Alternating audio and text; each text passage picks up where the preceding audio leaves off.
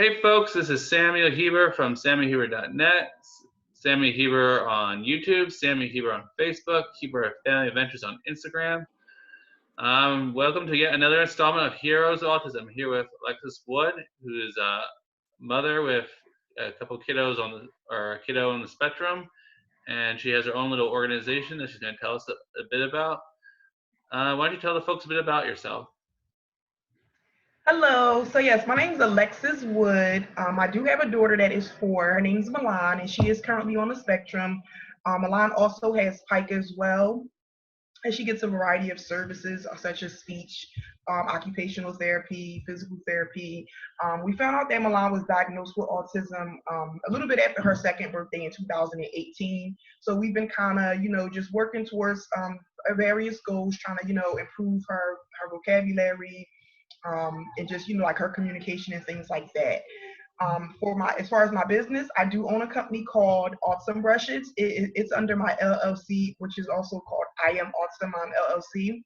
Autism Brushes is pretty much a company that supplies painters and contractors with paintbrushes that helps raise autism awareness. We also sell t-shirts, hoodies, and we also have tote bags on our website as well. And the website is awesomebrushes.com. And we do also donate 5% of our profit each month to various nonprofits that support individuals with autism.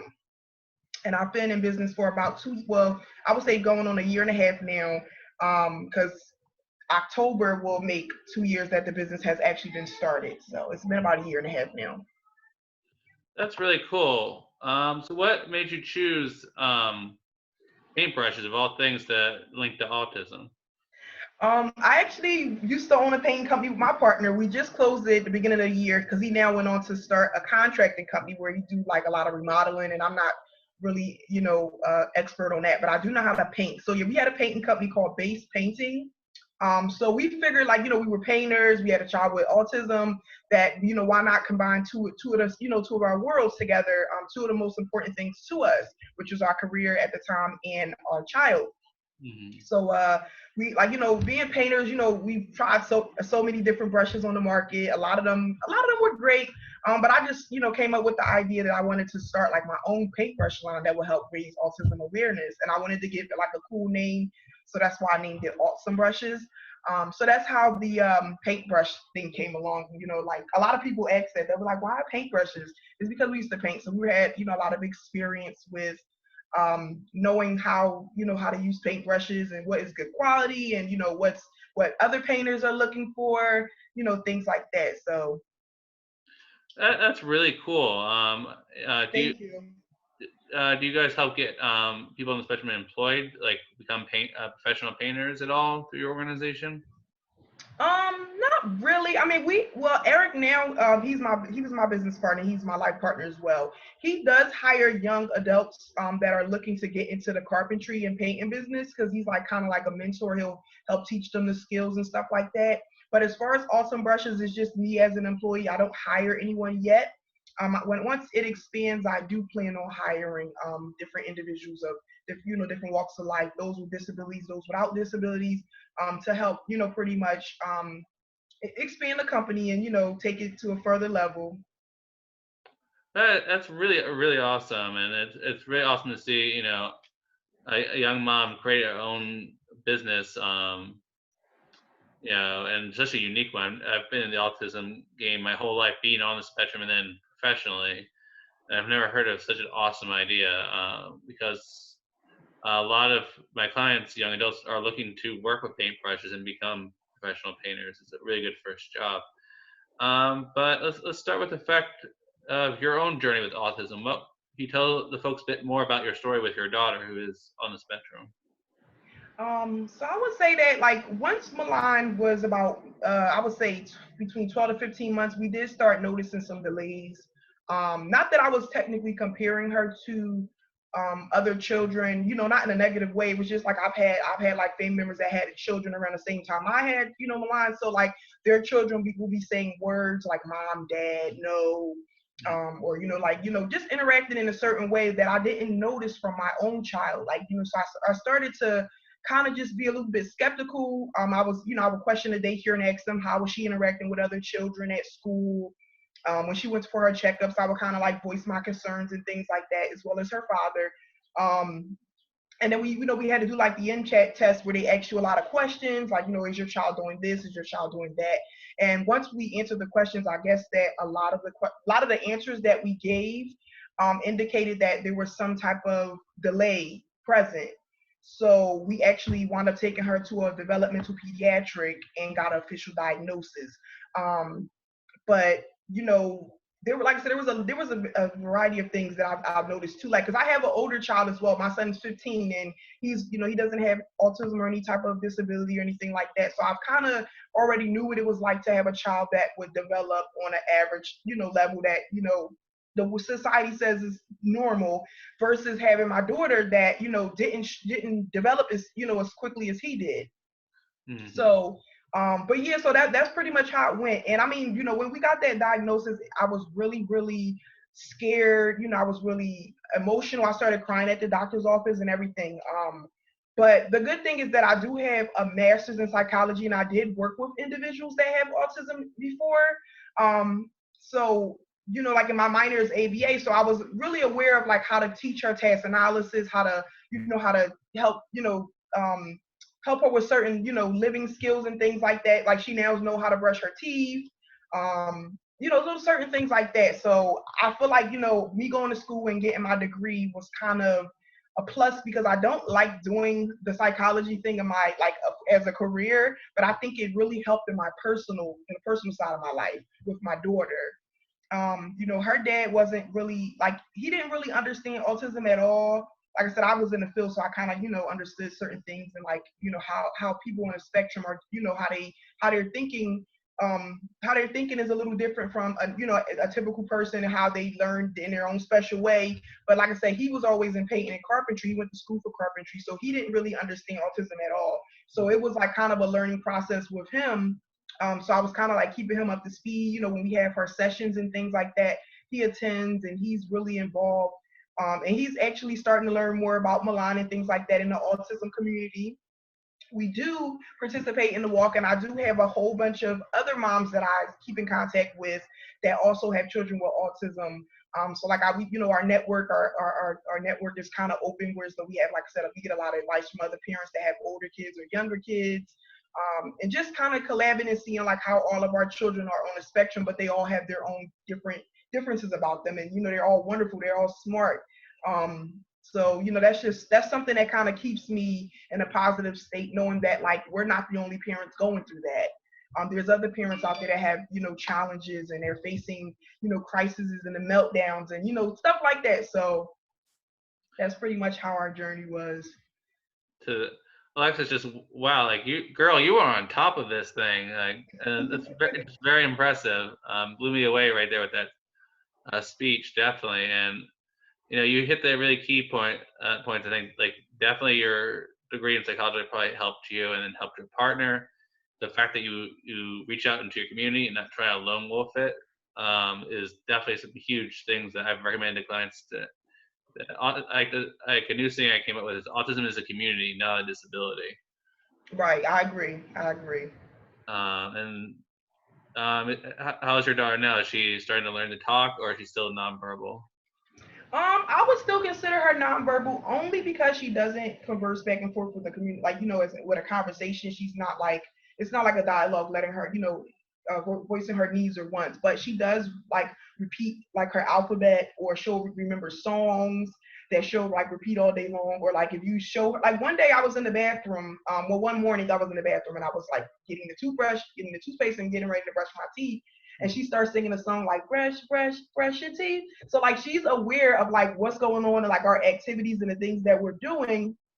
And she also has like a little routine at night where I put a sensory video on, so she'll know to grab her blanket, get on the bed, lay down and stuff like that. So like I said, she does communicate in her own way. It's just not verbally, but like I said, she does have a vocabulary though, which she did not have prior to her getting early intervention, or having like now her speech therapist and stuff like that that's involved. So I think, like I said, I really commend all of her therapists, because they work so hard with Milan. Even with the pandemic going on now, like they still do Zoom sessions and things for her. I don't think that she really likes it a lot because she's not a person that like to just sit in front of a screen and just watch. Or I think she liked the sessions more when she was at school and they were come see her there. But I mean, like I said, she's definitely improving, and like I said, she's saying a lot of more words, and like I said, she has her own way of communicating. We do have a textbook for her that she uses sometimes, or sometimes she'll just like grab her cup and just bring it to you to let us know she's thirsty, or bring her bowl to let us know she wants more snack or whatever. So that's pretty much how it goes. And like even my son that's 15, like he's a really great help. Like he's very patient with her. And like I said, he didn't really know anything about autism either because like he's not on the spectrum. He doesn't really have friends on the spectrum. So it was like a learning thing for him as well. And like I said, he loves his sister to death. He's so helpful. She beats him up all the time, but he just takes it. Oh, So yeah. well, that's really great. That yeah, like I liked how you the way you look at the way she talks now as her own like language and her own way of communicating. And that's something that I think a lot of parents get stuck on. Will my child ever talk to me? And like, it's kind of just like they are talking to you, but they're in their own language. And once you accept, Hmm. it's a language just different. Um, I, you see how amazing and smart your child is. Like to be able to communicate in a fun way, like saying you about brush teething. And it sounds like your son's doing a great job, like understanding that it has nothing to do with him when she beats him up. It's just it's her own way of I'm trying to express something, and I'm frustrated I can't. Right. Um, and that can often be hard for a lot of siblings out there who Hmm. just want to be a kid, but then there's that responsibility of being in such a support role. How did Right. you get him to fall into that role of being like super supportive of her, or did he do that on his own?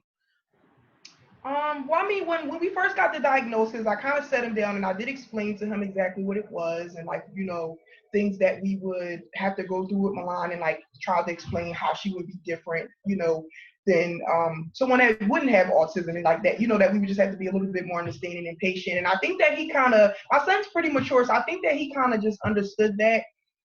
But I think that most of the learning just came with hands on, like just him seeing stuff in action and like just having to like understand and like like just be there and just like learn his sister. Because like you can teach someone all day long about autism, but they're going to meet someone that has maybe not even some of the characteristics that's being told. Everyone is different. My child, like I said, she has pike as well. So there might be another child that has autism that displays similar characteristics or behaviors as Milan, but then they may not have pike, or they may not do certain things, or like just certain sensory needs maybe a little bit different. So it's just like you just have to just be a person that's just observant, and you just have to be there. You just have to learn that person, because like I said, the spectrum is wide range. That's why it's called a spectrum, because it's so much. It's not just one cookie cutter thing that everybody's the same. Hmm. So And that's great, and you're exactly right. You've met one person with autism, you've met one person with autism, and that's great that your son was able to really grasp that. Do you have any advice for any parents that would be in this situation, how to explain to their children's siblings what their child has? Like, how do you start that conversation? the advice that I would give is I would just say just be honest and be open, but also approach the situation with sensitivity, because I feel like some children may not always look at it as a positive thing, or take it really well. Because I know with my son, we go places and like people stare at his sister and stuff like that when she's making like a certain noise, or she's falling all over the floor, whatever.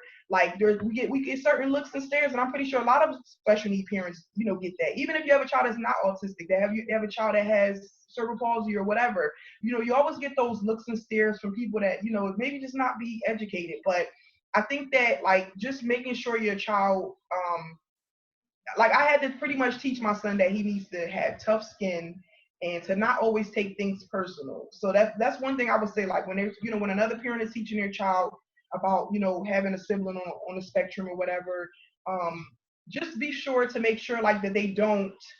get like quickly offended all the time, because I feel like that now that autism has been around for a while, everyone, I personally feel like everyone should know at least or heard of it, but there's some people that still have not, or they still just not sure what it is. So it's not you can't take the blame for someone else being uneducated, or being mad at them because maybe they don't have any family members or friends on the spectrum, so they might not just they might have felt as though there was no reason to learn about it.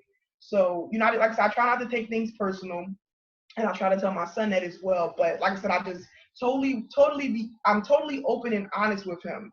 I do let him know there's a possibility where as though his sister may always need to, depend on us. Like she may not ever be able to live on her own or go out in the community. I'm not saying I'm limited in my child or anything like that, but I just always put that out there for him just in case it does happen. It's not something that's hitting him all of a sudden, or it's just like a super surprise or anything like that. But I always tell them that there's a possibility where she could be independent. She could have a job, get her own apartment, and may not need us at all. We just check in on her, make sure she's good. So I was kind of just, play devil's advocate with that and let him know both sides of, of the situation, and I'm honest and open with him. Alexis, again, I am just in all of you at this moment. Like, just I've never seen a parent be just so like honest about their process, and I think that's right. Just like you have the right attitude, and your attitude is what your son definitely seems to have picked up on. And for any parents out there, that's the attitude you have to have. It has to be honest, because if you withhold information from your kids, when it comes time for them to take a bigger role with your autistic child, they're going to resent you, or it's going to be more of a fight. But if you're upfront with them, um, they're more willing to help their sibling, and that's just a part of being human. And then also, I think the other huge part to touch on is that respect that your neurotypical child is also still a child and needs that time to adjust to such a life change. Right. So your partner, and let's jump to your partner. Like, how is his process of learning to accept that your daughter has autism, and what do you feel like is his role in her personal growth as she develops? I think that his role has been very important because, like I said, he's a parent that didn't have a lot of knowledge, but it showed that like he was ready to jump right in, pick up, the pieces, kind of put things in perspective.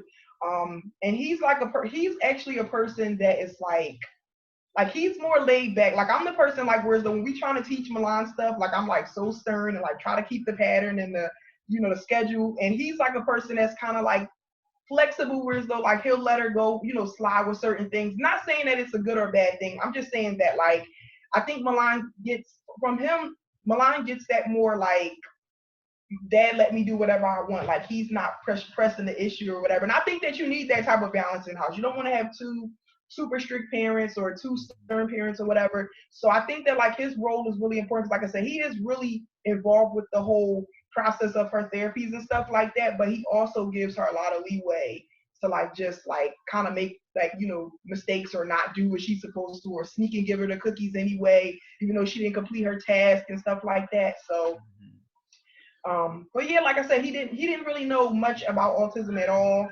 Mm-hmm.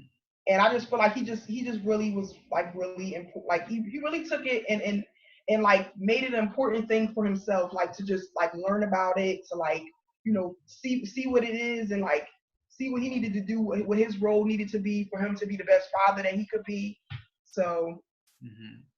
and I do want. I'm sorry. I just wanted to go back onto the part about the parents. When you was like, what advice I can give parents. Another thing I meant to say too, I totally forgot because we experienced this when we were telling like friends and family about how we was, suspecting that Milan might have had autism before she officially got diagnosed. There was a lot of people telling us like, oh, don't worry about it. She don't, ain't nothing wrong with her. Like she'll grow into it, or she'll learn how to speak, or everybody grows at their own pace. And I mean, I understand that that's totally true. Everybody does develop in their own way, in their own pace. But I feel as though if I would have taken that advice and not gotten her speech or PT, she could be way more behind than what she is now. She might not even have had a vocabulary at all.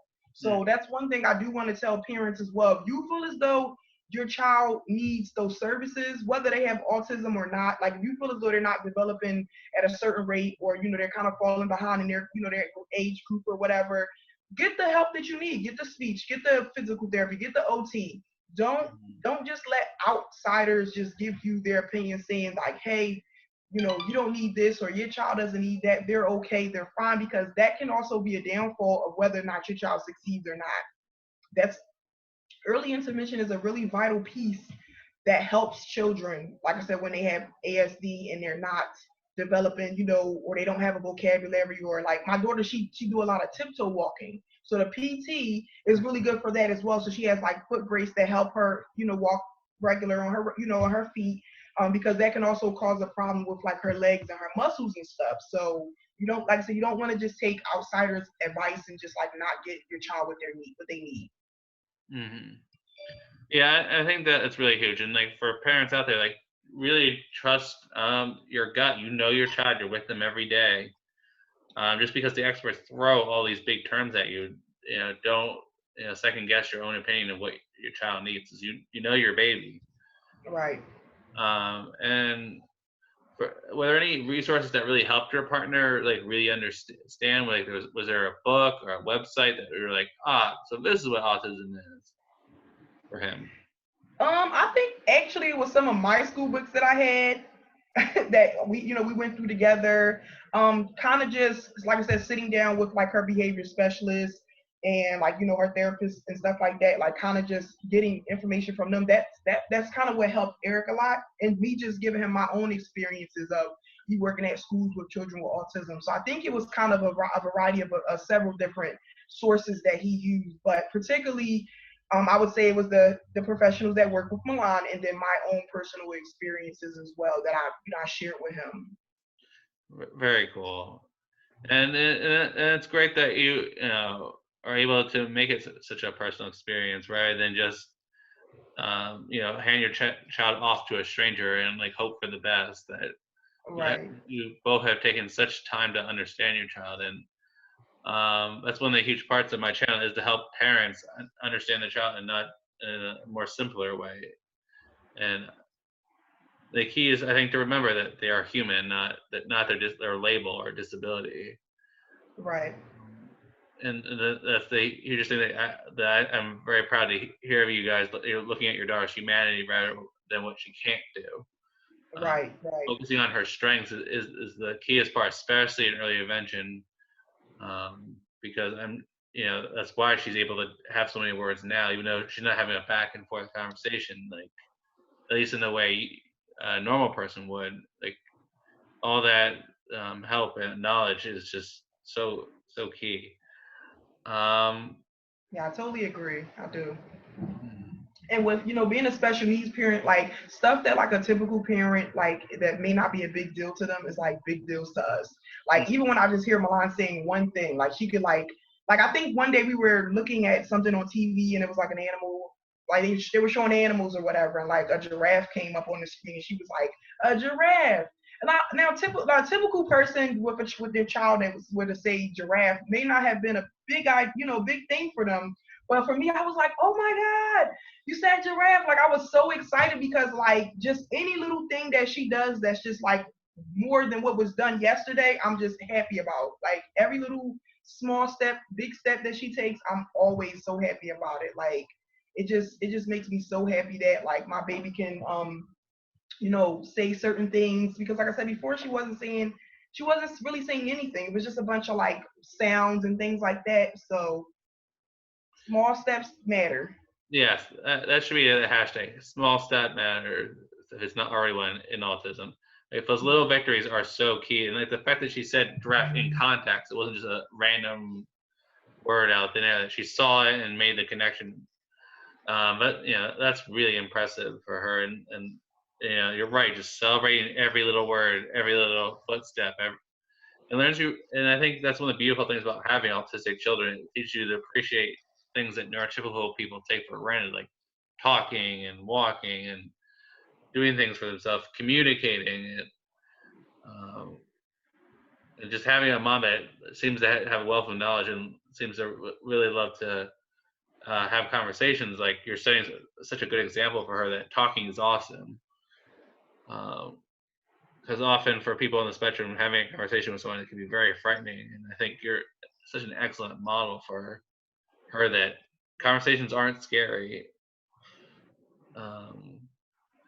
So one of the big things I like to end my interviews on, if you could change one way the world sees autism, what would it be and why?